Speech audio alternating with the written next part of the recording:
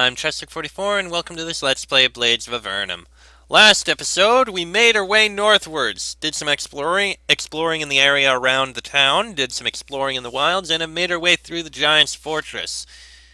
Now, well, it's time to head north. Before I do, though, I just want to... We did just level up, so I think it's a wise idea to do this. Yeah, point in that, point in defense, chic, point in intelligence... point in defense, I guess. Bonnie, point in dexterity, sure. And point in bows, because you're a bowman. Bowcat, whatever. What are the potions? Yeah, you're good on potions. Hardiness, yeah. And Draco hasn't leveled up. Okay, moving on. Made it out here. As you come nearer, you notice two large golem creatures guarding the path between the rocks. They turn toward you and stare with calculating eyes. One of them moves towards you. Hold! You cannot pass through here. You cannot enter the cave. We will not allow it. If you try, we will destroy you. How'd you come to be here? Our master summoned us and commanded that we prevent adventurers from entering.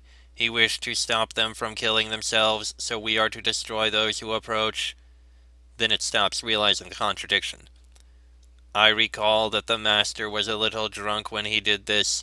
Nevertheless, we will obey, so do not approach or you will be killed. Who is your master? Our master is a powerful wizard who is traveling around trying to benefit the world. He also, unfortunately, enjoys alcohol. Anyway, do not approach or you will be destroyed. It walks back to its position. Okay then. Well, we do need to do a little more exploring around here if we can. And 2 asps and 5 serpents suddenly.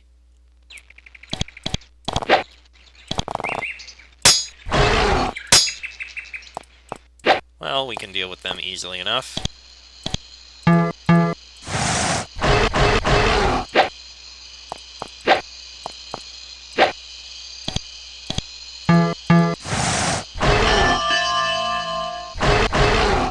And there we go.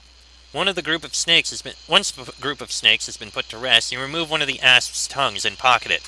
Asp tongue is often a useful alchemical ingredient, and you are sure you can find some way to profit from having one.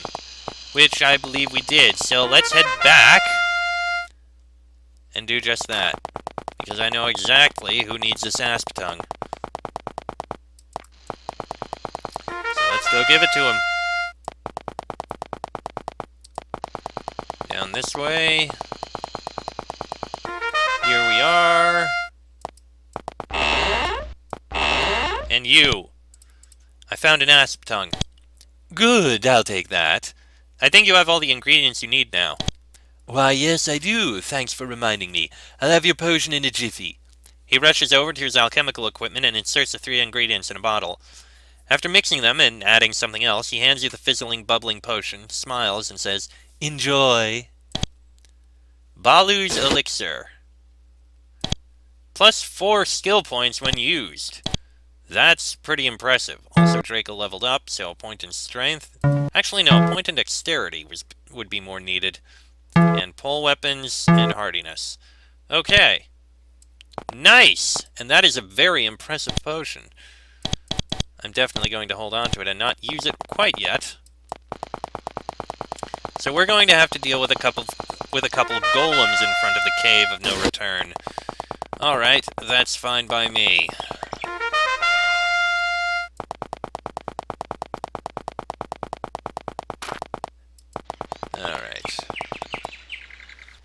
Alright, let's deal with these golems. You approach the golem despite the warning. Foolish, it says, and then strides forward to meet you. One ancient guardian. We have a very low chance of hitting, and it appears to be quite powerful. Can you slow it? You can. Good. I am very glad that it can be slowed.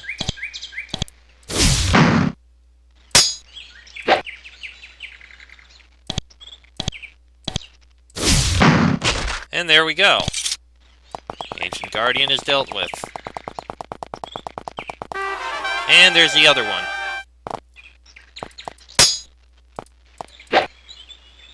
Alright, let's deal with the other one. Slow it again. A very useful spell that you can cast. Trapped in a force cage? Well, okay then. At least didn't kill him. And there goes the other one. Okay, good. Regain your spell energy again. Alright. Now we can finally enter this cave. In we go to the Cave of No Return. So this is it. This is the Cave of No Return. You have finally arrived at your destination, but you still have to go inside and find the treasure. This may be more difficult than it seems. You'd best be on your guard. After all, if this is the Cave of No Return, it's at least going to be dangerous. Uh-oh. Judging from all the bones and the large rune pattern on the ground, this area is trapped. Whatever happens when you approach is what killed a large number of creatures. With your fingers crossed, you stepped into the center of the room. At first it seems like nothing has happened. Then you notice that it's getting colder and the air is fogging up. Spirits!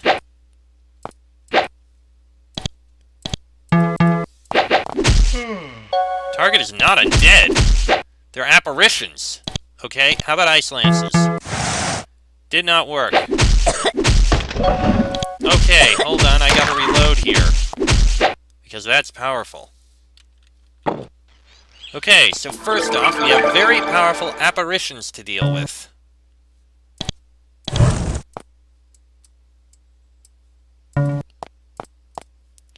Alright, let's cast a few spells. Enter combat.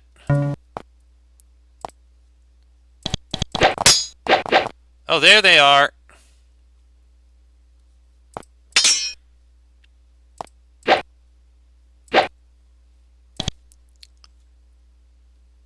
Okay, cold is definitely not going to work. Well, there goes one at least.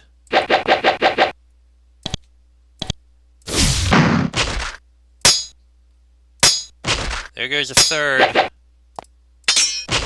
Okay, there go the apparitions. What have we got next? What? An undead?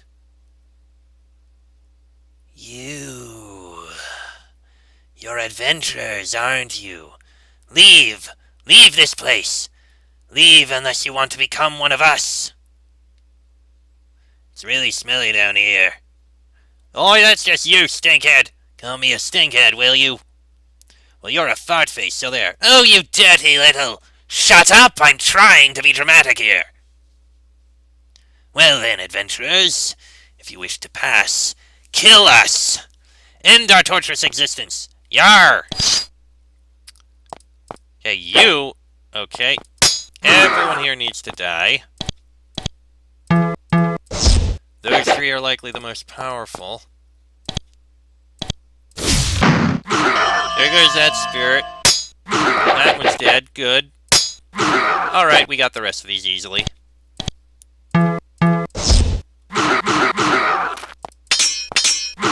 And there we go.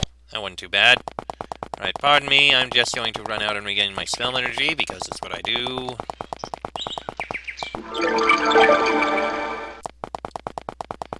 So that's two challenges passed. Now for what's the third challenge. Ah, we got a choice here. We can either jump down a cliff, or jump down a cliff. I see why it's the Cave of No Return now.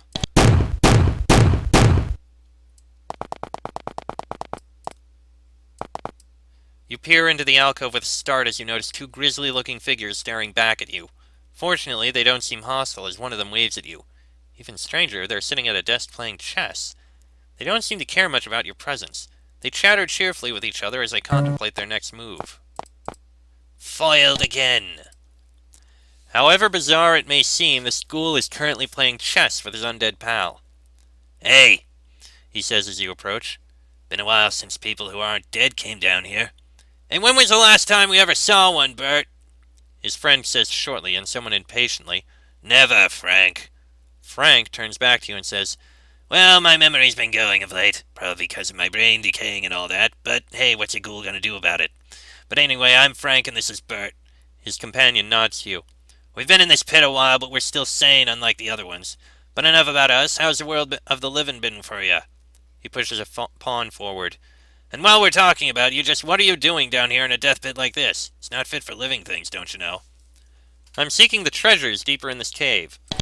He nods knowingly. Yeah, that's what we all came for, too. I haven't gone deeper in because I'd rather just sit here safe and sound. One death is enough for me.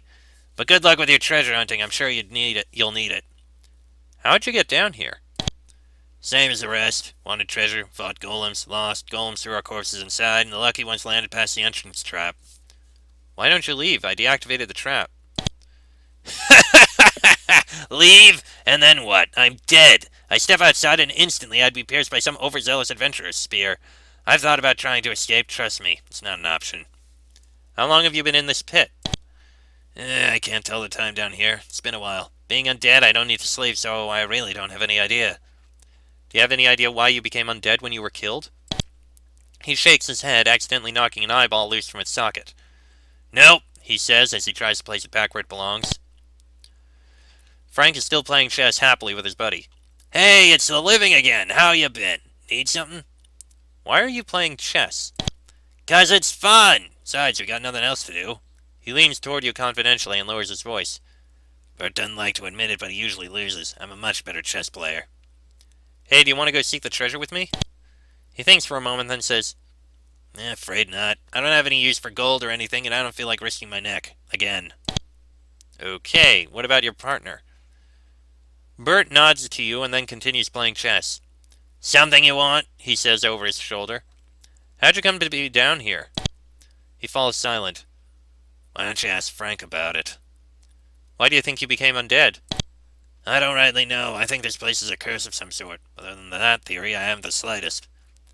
Frank says he's better than you at chess. He always says that. Even though I always win, he's got it into his head that I keep winning by flukes. I don't bother to correct him anymore. Okay, then. So, still no confirmation or denial about any treasure being in here. Strangely, you've stumbled upon some stairs here. This indicates some form of intelligent life has been or currently is here. Perhaps this is more than just a simple cave. And those stairs go down.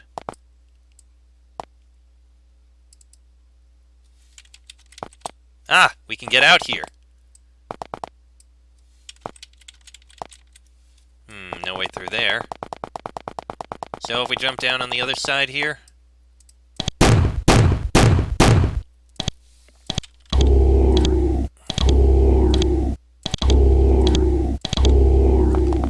What do we find here? More of those stairs.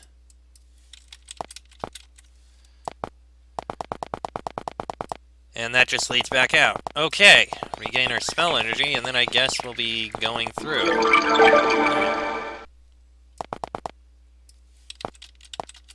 Looks like we have to jump down if we want to do this. Light, please. Okay, then. Jump down. That was actually a very painful jump.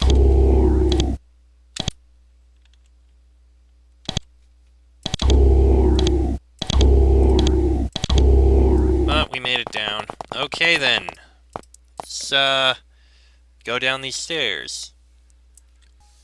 I mean, it's clear we've already made it farther than most others.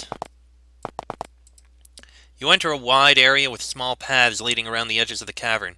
Your attention, however, is more directed towards a massive abyss before you. Dropping in a small rock yields no noise. Seems deep. Rats! Oh, look at that. We got more fur. Why not? And we've got a ruby and a healing potion. Not too shabby.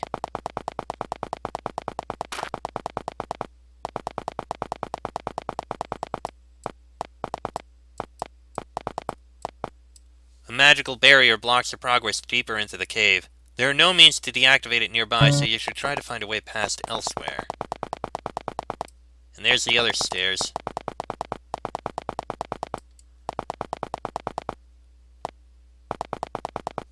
probably hidden passages in other locations. This area is bright with crystalline light reflecting off the cave ceiling and walls. On a small pad is a bizarre creature, almost unmoving, watching you when regarding you. A tall, skinny, gray humanoid clothed in simply a translucent cloak grips its wide, lethal-looking blade. The bright green eyes study you, trying to determine if you are a threat. This creature appears to be a Venatai, mysterious and wise beings living deep within the ground in large cavernous realms. After a few tense moments, it relaxes a little and moves nearer to speak with you. Okay. This bizarre creature stares at you, curious of what to make of you. Its eyes glow with interest, and it lightens the grip on its strange wave-like blade a little. Eventually, it speaks to you, fluently in your own tongue. I am Realness of the Venatai. Who are you that comes to this desolate place? I have not seen your kind here before. I am an adventurer, seeking the treasures that lie within these caves. He lowers his blade. I conclude that you are not a threat to me then, for I have no treasure, though I have seen many things of great value within the caves. I traveled through the caves north of here to get to where I am. It was dangerous, and I had to put many demonic creatures to rest as I passed. That was many years ago. Why did you come here, and why through those caves? It would be best that I start from the very beginning of my struggles, he says, and motions for you to sit down. Once you are comfortable, he begins his tale. Long ago, I was once a part of a strong Venatai tribe. These Venatai, unfortunately, were predisposed against human beings, and when they learned of the Empire's great greed and poisonous corruption, they made it their goal to destroy all human life. I disagreed, but I kept to myself. When they started making plans to harm the humans, I decided it was time to act. So I stole into the soul crystal rooms in the cover of night and took one of the soul crystals in order to damage their operation. Unfortunately, I got this piece of junk. He points to the crystal pedestal in the back, and you hear a small "Hey!" emanate from the crystal. Piece of junk? What do you mean? Although Venatai don't like to admit it, even they make mistakes sometimes. A soul of a great and powerful Venatai was supposed to transcend into this crystal. Somehow the ritual went awry and they got the wrong being. Inside the crystal is the soul of Bannock, one of the most foolish Venatai I ever met. He's even as bad as... Forgive me, I meant no insult, but most Venatai are grave and serious. This one is as boisterous as a human. Although he is useful at times, he is not the best traveling companion one could hope for. The crystal sounds annoyed as it says, Well, maybe I'd be more noticeable if you wouldn't jolt me around so much when we travel. Realness sighs. You see? Needless to say, stealing this crystal did not hinder them much. They still wanted me dead, though, so I fled as far as possible. It took me over 60 years to lose them. Venatai do not easily forget. So you are here in hiding? He nods. I have been living well here, for I managed to seal off the path I came from. I erected magical barriers to keep the demons in. Though I laid them to rest, it is sure that they return from the demon plane by now. If you wish to go in, I will lower the barriers. But I warn you, only the most skilled of warriors can travel in such an area. You should be prepared for the worst before you set foot near it. Go ahead and ask Bannock here if you want the barriers lowered. If you intend to go in, I wish you luck. Doobie-doobie-doo. Mushrooms and a couple other things. And a bit of water. This bizarre creature stares at you, curious of what to make of you. Its eyes glow with interest, and it lightens the grip on its strange wave-like blade a little. Eventually, it speaks to you fluently in its own tongue. Oh. I am Realness of the Venatai. Who are you that comes to this desolate place? I have not seen your kind here before. Why do you not leave to the surface? I do not want to be rediscovered by the Venatai, and even if they do not, there is nowhere for me to go. I am quite content simply dwelling in these caves. Besides, I do not wish to put up with traveling with Bannock again. Saying that he can be irritating is putting it mildly. It's quite a nice sword. He nods. Thank you. I received it as my initiation gift when becoming a blade. It saved me many times. Strange to think that my life is dependent upon a piece of sharpened metal, isn't it? What's a blade? A blade is the highest rank of warrior in the tribes of the Venatai. Since my crime against the tribe, I am probably not referred to as a blade anymore, seeing as blade is a title of honor. But I think I have earned it for my refusal of such evils as what my tribe wished. Your decision is worthy of such a title. Thank you, he says. He returns to cleaning his blade. You approach the crystal and it glows. Hey, I'm Bannock. It's nice to have someone to talk to other than grumpy old Railness. He's not bad, but he has no sense of humor at all. He can't appreciate a good knock-knock joke at all. He doesn't let me sing at all either. I can't even tell him poems. He's so strict and serious all the time. But anyway, how's it going? Oh no, don't mind me, having fun hacking up goblins and ghouls, I bet. I wish I could kill some baddies, but Railness says that I shouldn't torment them with my mind-controlling powers. It's no fun if I can't do that. Wait, what did you mean by tormenting enemies with mind control powers? The crystal laughs, as strange as it seems. Let me just say this. Have you ever seen the goblin dance the Macarena? I didn't think so. How does a Venati know what the Macarena is? Let alone a crystal soul. Yeah. Do you know any good knock-knock jokes? Nope, none of mine are any good. But I bet if I told a good one to Railness, he'd think it was just stupid. He's like that, you know? Do you like living here? Well, it sure beats traveling or sitting in that stupid room alone back with the Venati tribe. One thing's for sure, existence is a lot less boring since I got stolen away. How'd you become a soul crystal? I don't know exactly. It was after a large battle with the Hydras and many were slain. I was among them. Other Venati came to encase the soul of a dead sage, but I guess they did it when there were too many freshly killed souls around. The spiritual world is a weird place. I wasn't there long. I found myself whisked away by their magic, and before I knew it, I was back in reality, and then shunned into an empty room. They didn't destroy me, because Venati customs don't allow the breaking of crystals. But as a soul crystal, I do get some nice magical powers, so it's fine with me. The crystal glows brightly, as if to show off its power. At least I have someone to talk to now. Realness values life, at least, if not humor. Not like this cold-blooded Venati back home. Can you lower the barriers for me? Sure can. I'll have him down in a jiffy. The crystal brightens gradually until its light fills the whole room. You cover your ears to keep from being blinded. Soon the light dims in the same quiet glow that was present before. The barriers are gone, so you can enter now. Good. I just want to see if there's any hidden paths over here. So I feel like there may be one to allow us to go around this massive abyss.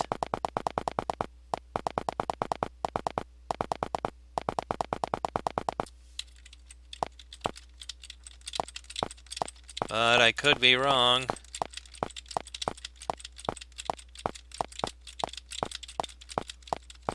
Alright, and is there a way through here?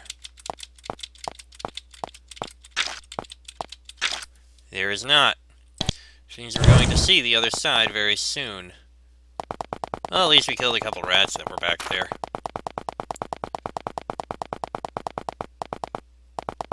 And that's the way through.